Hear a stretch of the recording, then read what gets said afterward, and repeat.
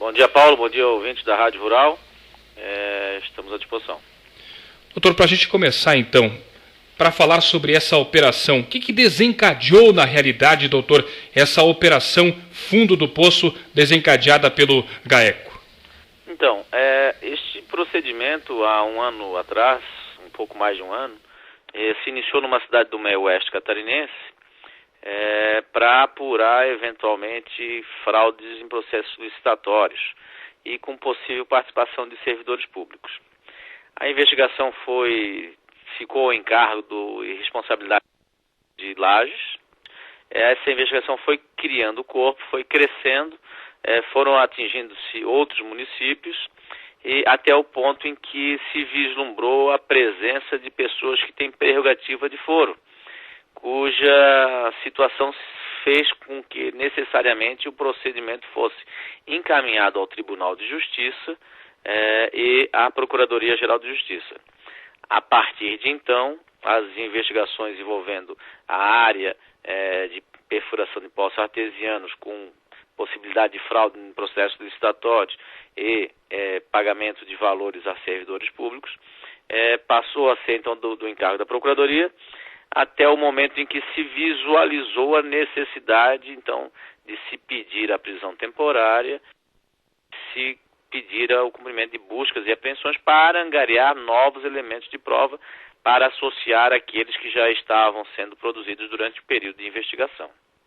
Doutor, nós sabemos que o GAECO não está divulgando nomes, mas há informações aqui na região de Concórdia que haveria políticos sendo investigados, empresários, funcionários de empresa. Essa informação genérica é confirmada, doutor Alexandre? Exatamente. Entre os 20 presos, nós temos funcionários públicos, empresários, funcionários desses empresários e agentes políticos. Os depoimentos estão sendo colhidos. Como estão esses depoimentos? Quais são as primeiras informações que o GAECO já obteve dessas pessoas supostamente envolvidas? Então, ainda estamos numa fase preliminar, enfim, os fatos aconteceram hoje pela manhã, não há como ainda ter uma noção exata de como vão ser os depoimentos. Ainda os investigados não têm acesso, não tiveram conhecimento por intermédio de seus advogados de todo o teor da investigação, então isso também acaba de um certo modo prejudicando digamos assim, a que o acusado, o investigado possa colaborar. Então, assim, ainda estamos num momento um pouco ainda cedo para se poder dizer exatamente como é que vão ser os resultados. Nós temos 5 dias e pretendemos trabalhar com esses 5 dias para a oitiva desses presos e também, principalmente, para a oitiva de pessoas que podem estar vinculadas a esta investigação. O senhor confirma que aqui na região de Concórdia 8 pessoas estão presas, doutor Alexandre? Estão presos na região de Chapecó, Concórdia, Chapecó.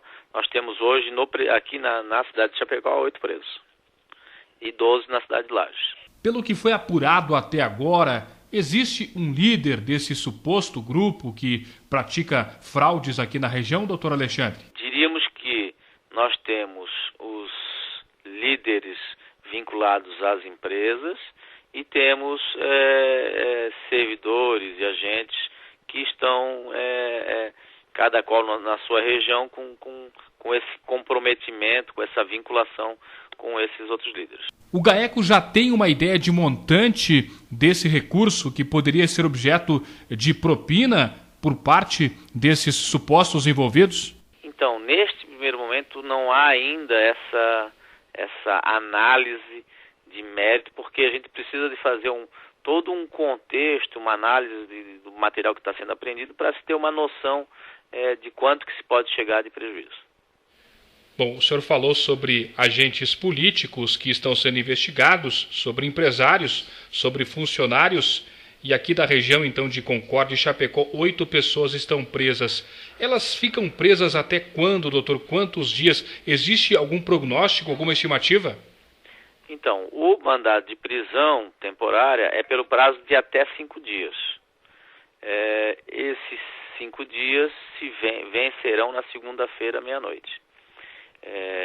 E, eventualmente, a legislação permite que temporárias possam ser prorrogadas por mais 5 dias. Essa é uma análise que será efetuada pela Procuradoria-Geral, pela Subprocuradora, pelo Procurador-Geral e pelo Procurador que é responsável pelo caso, e vai ter que ser avaliada a necessidade, né, fundamentadamente, pelo Egrégio Tribunal de Justiça. Então pode ser que essas pessoas fiquem presas durante 5 dias, pode ser que quem eventualmente dê depoimentos e colabore, enfim, se avalie que se comprometeu com a investigação possa ser solta antes, ou eventualmente poderá haver um pedido de prorrogação e essas pessoas ficarem presas mais dias, ou também, eventualmente, poderá haver alguma medida judicial que libere essas pessoas presas atualmente. Essas pessoas aqui na região de Chapecó e Concórdia, elas estão sendo encaminhadas para onde? Para a penitenciária? Para um outro lugar em especial, doutor? Não, estão para a unidade prisional aqui de Chapecó, as 8 pessoas. Mas eu não sei, te confesso que eu não sei dizer exatamente qual é o endereço, né, e qual que é o estabelecimento. Bom, há empresários, há agentes políticos, existem muitas ligações entre esses empresários e esses agentes políticos nessa questão relacionada à propina e fraude em licitações. Existe uma relação muito forte entre eles? Então, o objeto da investigação é justamente a apuração desse contexto em que existe a vinculação, liame entre agente público e agente particular, né? É isso que desencadeou e por conta disso é que foram expedidos ordens de prisão temporária e de busca e apreensão. Agora se tenta cotejar e coletar o maior número de elementos de prova para poder ampliar a vinculação que se tem em notícia até o momento.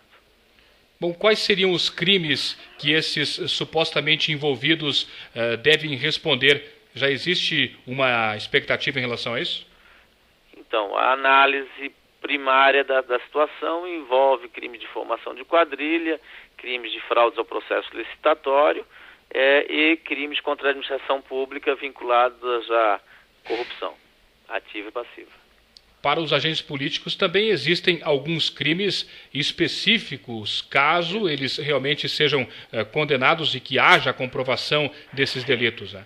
Exatamente. Ainda há possibilidade de avaliação de outras legislações pertinentes a essas pessoas.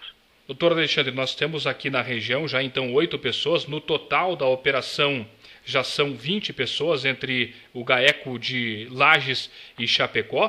Poderemos ter outras prisões nas próximas horas? Então, a princípio, imagino que... Porém, não posso ter essa certeza porque a eventual análise do material, enfim, ou do contexto probatório poderá, se for o caso, gerar a necessidade de se aquilatar a necessidade de se pedir outras novas prisões. Acho que num primeiro momento não, mas não se pode efetivamente descartar isso. Doutor, para finalizar a nossa entrevista, o senhor citou esses possíveis crimes que esses supostamente envolvidos podem ser enquadrados. Bom, pelo que o senhor citou aí, se eles forem realmente condenados, se houver comprovações, as penas também, elas podem ser consideráveis, não é? Então,